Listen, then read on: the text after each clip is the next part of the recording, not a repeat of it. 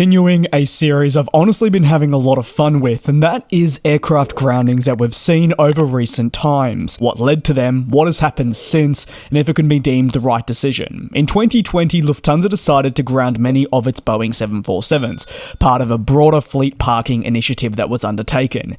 However, the initial plan for the 747, which was outlined at the time of the grounding, did not eventuate as intended. So where does this fleet stand? What caused the grounding? What problems were experienced, and what is next? In the early part of 2020, travel demand dropped to zero as the pandemic arrived, and Lufthansa, like other operators, was significantly impacted. In mid-March, the Lufthansa group would go as far as confirming that a mass parking was to occur, with 700 planes to be put on the ground. That left less than 70 jets airborne at the time to meet what was very limited available demand and also to conduct essential missions. Given the high-capacity nature of the Boeing 747-400, this aircraft was selected to be parked at the time, joining fleet types such as the A340s and A380s. You may be sensing a bit of a theme here. These were all grounded to cut costs and preserve what remained of the business. Labelled as survival mode, the dramatic measures were undertaken because of the costly nature of operating four-engined aircraft. The airline believed it could further reduce spending by eliminating these types. In early April of that very same year, it confirmed that 5 747-400s were parked permanently, joining 7 of the A340-600s and 6 of the Airbus A380s. A massive capacity loss to cities such as Frankfurt and Munich, which relied quite heavily in the past on these fleet types. However, hypothetically, even if the 747s that were parked had remained active, their potential to serve markets would have always been very minimal, given their inability to fly at capacity due to government restrictions. While the COVID-19 pandemic presented an unprecedented challenge for airlines, it also offered some opportunities. Bear with me here, and this certainly relates to the 747s being parked and other aircraft alike seeing their retirement accelerated, or at least the airlines thought.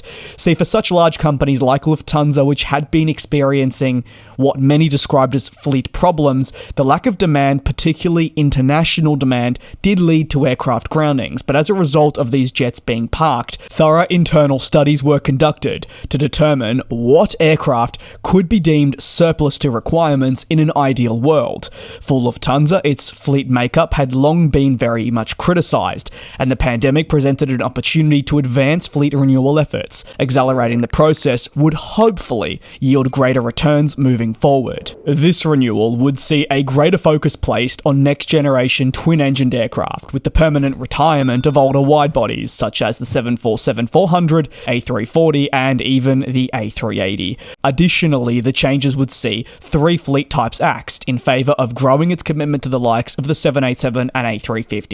Unfortunately, a significant factor in the Boeing 747-400's continued operation to this day is not because they truly love the aircraft. Certainly that plays only a slight part of the role, but it's actually driven by the inability to replace these planes as intended. In a perfect world, the pandemic would have led to older and larger jets being retired, sent to the scrapyard, and new deliveries would have occurred. It would have been a very seamless replacement, and during the process of the new deliveries, demand would slowly return, and the airline would be able to manage with a leaner fleet in the short term. That's something very key when analysing what happened in the years following the global pandemic. The belief by so many international airlines that were undertaking fleet renewal at that point that they could move forward with a leaner fleet. Obviously, nothing ever goes according to plan, and fundamentally none of this panned out. Instead, demand surged back way quicker than most had expected, not by months, but by years quicker, based on medical experting forecasting. Moreover, the pandemic had torn a hole in most travellers' day-to-day lives, impacting their ability to fly, as well as affecting plane makers and their relevant supply chains, which meant production rates had dropped, deliveries were not occurring at the rates intended,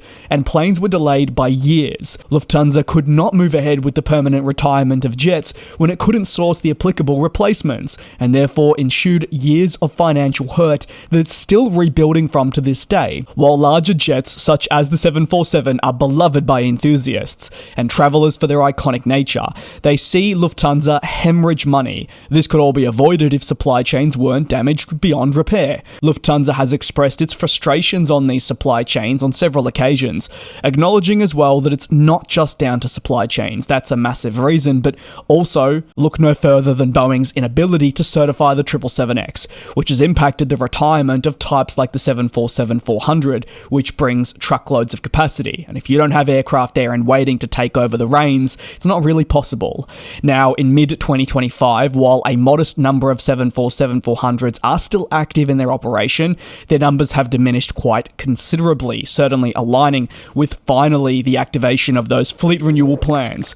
However, a timeline for retirement also now exists. The aircraft does remain an essential pillar of the network, with its high capacity very much being valuable. Despite this, they confirmed that their 747 fleet would no longer be part of the business by 2028, as announced during its Q2 financial results in 2024, as 787s, A350s and 777Xs hopefully continue to enter the market. Despite the airline saying farewell to the 747-400, the extension of the life of this type has been quite hefty. Not for all the right reasons, but certainly it shows the importance of the Queen, as it is affectionately known. Additionally, while the Dash 400 model departs Lufthansa sooner rather than later, the 747-8 will be retained until the 2030s, as cabin investments have already been made on this platform to give the Super Jumbo a little bit longer in the air. Also, when factoring in its youthful age compared to the 747-400, it's not necessarily a shock to see them wanting to use this for as long as possible, at least as long as feasibly possible. Keen to hear your take, and if there's another aircraft airline combination you'd like me to see cover, the potential initial grounding, maybe the reactivation, maybe the sale of the jets, and where those planes stand now, let me know down below in the comments. It was such a weird time. I remember covering it on the main channel, so to go back and really have a look at what's happened since, for me, has just been jaw-dropping, spending hours and hours reading through press releases, quarterly reports, and getting a greater understanding of what happened, and being able to take in this information, knowing what would happen after, has made it all the more enriching. Thanks for watching, take care, subscribe to GlobeTrotting if you haven't already, and I'll see you in a couple of days for more aviation analysis.